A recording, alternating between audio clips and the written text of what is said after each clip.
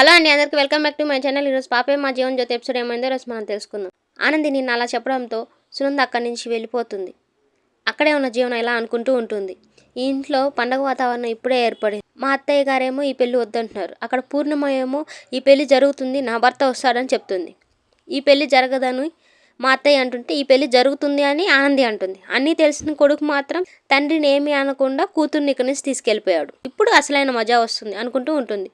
ఆదిత్య ఆనందితో ఇలా అంటూ ఉంటాడు, ఎన్నిసార్లు చెప్పాలి నీకు ఈ విషయం గురించి పట్టించుకోవద్దని? ఒక మనిషికి నచ్చదన్న మాటని ఎందుకు పదే పదే మాట్లాడుతూ ఉంటావు? వెళ్ళి అత్తయ్య గారు వద్దనడానికి ఏదో కారణం ఉండి ఉంటుందండి. అవి అవతల వాళ్ళకి పెద్ద ప్రాబ్లం అండి. ఎందుకంటే కూతురు పెళ్ళి ఆగిపోవడం కంటే ఇంకోటి పెద్ద ప్రాబ్లం ఏది ఉండదండి తల్లికి. ఆనంది, ఈ పెళ్లి గురించి నువ్వు వదిలేయొచ్చు కదా అంటూ ఆదిత్య చెప్పినప్పుడు ఏమండి, నేను ఇది వదిలేయడం వల్ల ఎవరికేం నష్టం జరుగుతుంది చెప్పండి అని చెప్పి అడగడంతో ఆదిత్య వెంటనే కొన్ని విషయాలు మనసుకు కనిపించవు ఆనంది అని చెప్తాడు. సరే వదిలేయండి, మనసు గురించి ఆలోచించండి. చైత్ర మీ చెల్లెల ఏంటి ఇలా మాట్లాడతారా మీరు? అసలు ఇప్పుడు చైత్ర పెళ్ళైనప్పుడు మీ తమ్ముడికి ఏమవుతుంది? చెల్లవుతుంది. జీవనకి ఏమవుతుంది? ఆడపడుచు. అలాంటప్పుడు మీ తమ్ముడికి చెల్లే కదా. ఏదైనా శుభకార్యాలు జరిగినప్పుడు ఇంటికి పిలుచుకోకుండా బామర్దని పిలవకుండా ఉంటాడా? అప్పుడు చెల్లి రామ్మ అనే కదా పిలుస్తాడు. అలాంటప్పుడు మీరు ఎందుకు ఇలా మాట్లాడుతున్నారు అంటూ ఆనంది ఆదిత్యని ప్రశ్నిస్తుంది. నువ్వెందుకు టాపిక్ డైవర్ట్ చేస్తున్నావు ఆనంది? మనం ఈరోజు నైట్కే వైజాగ్ వెళ్తాం అన్నాం కదా, ఎందుకు నువ్వు వాయిదా వేసావు అంటూ ఆదిత్య ఆనందిని అడుగుతాడు. ఏమండి, మనం చేసేది చాలా గ్రౌండ్ వర్క్ కదండి. ఈ వీక్ కాకపోతే నెక్స్ట్ వీక్ వెళ్తాం, దాంట్లో ఏముంది అంటూ ఆనంది చెప్తుంది. నువ్వు లేకపోతే ఈ పెళ్లి జరగదని, నా కూతురి మూడు ముళ్ళు పడే వరకు నువ్వు ఇక్కడే ఉండాలని ఒక తల్లి నా ముందు కన్నీళ్లు పట్టుకొని ఏడుస్తూ ఉంటే మీతో నాకేం సంబంధం లేదు, నేను ఇక్కడి నుంచి వెళ్ళిపోతాను అని నేను చెప్పాలా అండి అంటూ ఆనంది ఆదిత్యకి చెప్తుంది. లేకుంటే నేను ఒక మనిషి లెక్కన ఆలోచించి ఈ పెళ్లి జరగాలని కోరుకోవాలా? నువ్వు అసలు వాళ్ళ ఇంటికి ఎందుకు వెళ్ళావు అంటూ ఆదిత్య అడుగుతాడు. వాళ్ళు ఇక్కడ ఉండడానికి కారణం నేనే ఆదిత్య గారు. నేను ఎక్కడికైనా వెళ్ళేటప్పుడు వాళ్ళకి చెప్పేసి వెళ్ళాలి కదా అంటూ ఆనంది చెప్తుంది. సరే చెప్పావు కదా, ఇక్కడ నుంచి బయలుదేరు, మనం వైజాగ్ వెళ్ళాలి. అత్తయ్య గారికి చెప్పిన మాట నేను మీకు చెప్తున్నానండి. శ్రీతన్ చైత్రాలు పెళ్ళయ్యేంత వరకు నేను ఇక్కడి నుంచి నుంచి కదలను నేను అంటూ ఆదిత్యకి ఆనంది ఆదిత్యకి అలా చెప్పగానే వెంటనే ఆదిత్యకి వాళ్ళ అమ్మకి ఇచ్చిన మాట గుర్తొస్తుంది. ఈ పెళ్లి జరగకూడదు, ఈ పెళ్లి జరిగితే నేను ప్రాణాలతో ఉండను అనే విషయం గుర్తొస్తుంది. ఏమండి, ఇలాంటి వాళ్ళని మనం వదిలేసి వెళ్ళిపోతే ఇంకెవరిని నమ్మలేరండి వాళ్ళు. ఇది మా దోతమ్మ నేర్పించిన న్యాయం అండి. మీరే చెప్పండి, మనం ఎందుకు వదిలేసి వెళ్ళిపోవాలి అంటూ ఆనంది మళ్ళీ ప్రశ్నిస్తుంది. ఈ పెళ్లి జరగకూడదు ఆనంది, ఈ పెళ్లి జరిగితే అనే లోపల ఆనంది, ఎందుకు జరగకూడదు చెప్పండి అండి, ఎందుకండి మీరు అలా అంటున్నారు చెప్పండి నాకు అంటూ ఆనంది అడుగుతుంది. అమ్మకి ఇష్టం లేదా ఆనంది అంటూ ఆదిత్య చెప్తాడు. అదే ఎందుకు చెప్పండి, చైత్రకి స్థాయి లేదనా? జ్యోతమ్మకి వాళ్ళకి స్థాయి ఉంది, సునందకి తనకి నచ్చింది, అదే తనకున్న అర్హత. తనకి స్థాయి లేదనా మీ ఇబ్బంది? వాళ్ళెవరికి లేని ఇబ్బంది మనకెందుకండి? ఈ పెళ్లి జరుగుతుందా జరగదా, జరుగుతుంది ఎలా జరుగుతుంది అనేది మనకి సంబంధం లేని విషయం కదా ఆనంది. దయచేసి నువ్వు ఈ పెళ్లి గురించి మాట్లాడకు ఆనంది అంటూ ఆదిత్య చెప్తాడు. వాళ్ళకి ఎంగేజ్మెంట్ చేసింది మనమే కదండి, అది అక్కడితో వదిలేయమంటున్నాను కదా ఆనంది. పెళ్ళి అయ్యే వరకు మందేనండి బాధ్యత అంటూ ఆనంది ఆదిత్యకి చెప్తుంది. నీకు ఎలా చెప్పాలో నాకు అర్థం కావట్లేదు ఆనంది అంటూ ఆదిత్య అక్కడి నుంచి వెళ్ళిపోతాడు. ఆదిత్య గారు ఉండండి, మాట్లాడుతుంటే వెళ్ళిపోతున్నారేంటి అంటూ ఆనంది చెప్తుంది. శశికాంత్ బయట వెళ్ళి ఆలోచిస్తూ ఉంటాడు. సునంద్ ఆదిత్య దగ్గర తీసుకున్న మాట గురించి, ఈ పెళ్లి జరగకూడదు అని. పూర్ణిమ దగ్గర ఇచ్చిన మాట గురించి కూడా ఆలోచిస్తూ ఉంటాడు. నువ్వు కానీ పెళ్లి మండపానికి రాకపోతే నేను నా కూతురు చనిపోతావు అనే విషయం ఉంది, దాని గురించి ఆలోచిస్తూ ఉంటాడు. అప్పుడే అక్కడికి సునంద వస్తుంది. మూర్ఖంగా కోపంగా ఉంటారు. వాళ్ళు పైకి అన్నీ చేసేస్తారా అనిపిస్తూ ఉంటారు, కానీ కొందరు అమాయకంగా చాలా నెమ్మతస్తులుగా ఉంటారు. వాళ్ళే అన్నీ చేస్తారు, కానీ సమాజానికి అలాంటివి ఏమీ తెలియవు. చేయాల్సిన అన్ని పనులు అన్నీ చేసే ఇప్పుడు మీరు అలాంటి వారే అని చెప్పాల్సిన అవసరం నాకు లేదు. పూర్ణిమ సిటీలో కనిపించిన వెంటనే నాకు 20 ఏళ్ల గతం నాకు వెంటనే కనిపించింది. 20 ఏళ్ల క్రితం గతం నేను ఏమైతే జరుగుతుందని భయపడ్డానో అది ఇప్పుడు జరుగుతుంది. అది మళ్ళీ జరగకూడదని పూర్ణిమను పంపించే ప్రయత్నం చేశాను నేను, కానీ అది జరగలేదు అంటూ సునంద శశికాంత్కి చెప్తుంది. కానీ పూర్ణిమ చాలా తెలివిగా తన కూతుర్ని మన ఆఫీస్లోనే ఎంప్లాయీగా పెట్టింది, కానీ మన ఎవరికి కూడా కొంచెం కూడా అనుమానం కూడా రాలేదు మన ఎవరికి అంటూ సునంద శశికాంత్కి చెప్తుంది. ఎందుకంటే మనం అంతా ఆనందిని నమ్మాం కాబట్టి. నమ్మిన పాపానికి ఆనంది ఎంత నాశనం చేయాలనుకుంటుందో అంత నాశనం చేస్తుంది అంటూ సునంద చెప్తుంది. పూర్ణిమ కూతురు చైత్ర అని తెలిసిన తర్వాత, పూర్ణిమ కూతురు జ్యోతికి కోడలను చేస్తుందని తర్వాత పూర్ణిమ తెలివిగా చాలా ప్రవర్తిస్తుంది. తెలివితేటలకు నేను ఆశ్చర్యపోతున్నాను. అసలు నాకు భయపడుతున్నట్టు నటిస్తూనే తను వెనకాల చేయాల్సిందంతా చేసింది.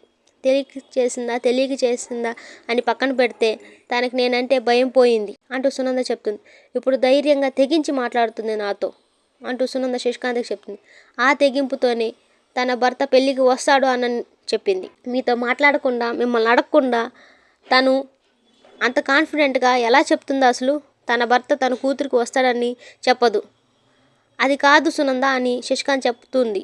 అంత కాన్ఫిడెంట్గా చెప్పింది అంటే ఆ కాన్ఫిడెంట్ మీరే ఇచ్చారు కదా అంటూ శశికాంత్ ప్రశ్నిస్తుంది సునంద.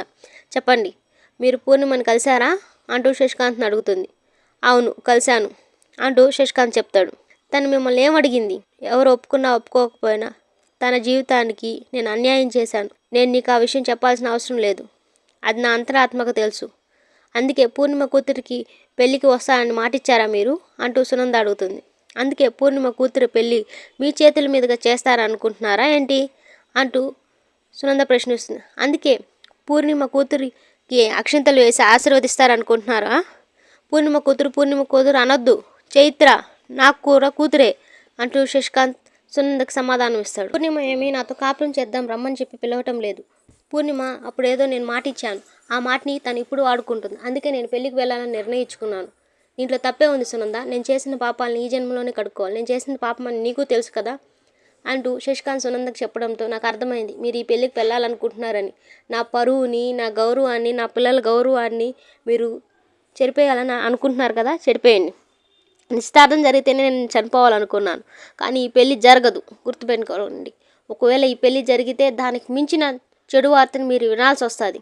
ఆపేయండి ఇంకా శశికాంత్ గారు, మీతో నాకు మాటలు అనవసరం అంటూ సునంద శశికాంత్తో ఇలా మాట్లాడుతుంది. సునంద అది కాదు సునంద అని ఎంత చెప్పబోయినా శశికాంత్ వినకుండా అక్కడి నుంచి వెళ్ళిపోతుంది. ఆ చెప్పి వెళ్ళిపోయిన తర్వాత పూర్ణిమ పెళ్లి మండపానికి రాకపోతే ఏం చనిపోతానంటుంది. సునంద ఏమో ఇక్కడ ఈ పెళ్లి జరిగితే అది ఊహించలేనంత ఘోరం జరుగుతుంది, పెళ్లి జరిపించి చూడండి అంటూ ఛాలెంజ్ చేసిపోతుంది.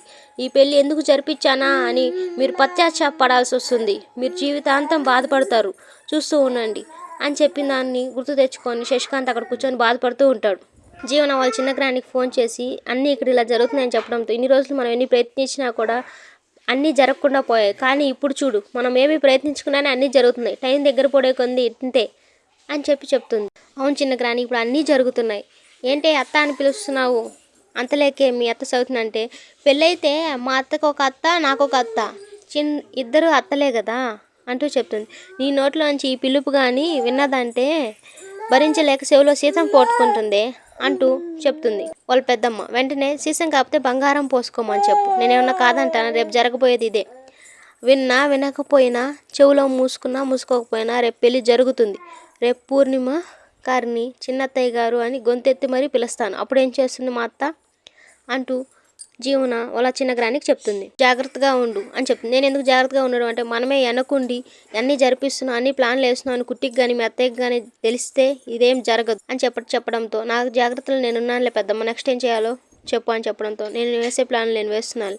మనం అనుకున్నట్టే జరిగింది ఎంగేజ్మెంట్. ఇప్పుడు పెళ్లి కూడా అలాగే జరుగుతుంది. పెళ్లి జరిగిన వెంటనే కుట్టిని బయటికి పంపించడం ఖచ్చితం. ఆదిత్య చాలా కోపంగా ఉంటాడు కుట్టి మీద.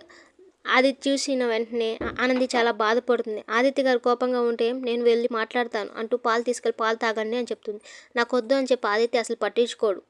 పాలు తాగి కాసేపు పడుకోండి, మళ్ళీ రేపు ఉదయం చూసి ఫైల్స్ చూస్తాం అని చెప్తుంది. ఇవన్నీ నువ్వు అసలు ఎందుకు చేయటం అంటూ ఆదిత్య ఆనందిని ప్రశ్న. ఇవన్నీ అంటే అంటూ ఆనంది అడుగుతుంది.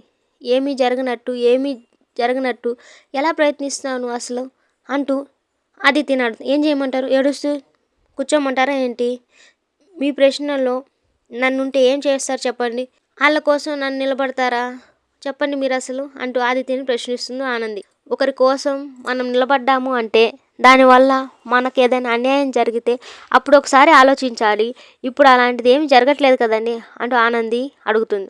ఇప్పుడు నువ్వు నిలబడడం వల్ల నా కుటుంబానికి అన్యాయం జరుగుతుంది అనుకుంటూ ఉంటాడు మనసులో ఆదిత్య. నేను లేకుంటే ఈ పెళ్ళి ఏడ ఆగిపోతుందా అంటూ భయంగా అనిపించింది. మా భయం కూడా అదే ఆనంది. ఈ పెళ్లి జరిగితే ఏం జరుగుతుందో అని మాకు భయంగా ఉంది. నీకు మా అమ్మ గురించి నిజం చెప్పలేను నేను అనుకుంటూ ఉంటాడు ఆదిత్య మనసులో.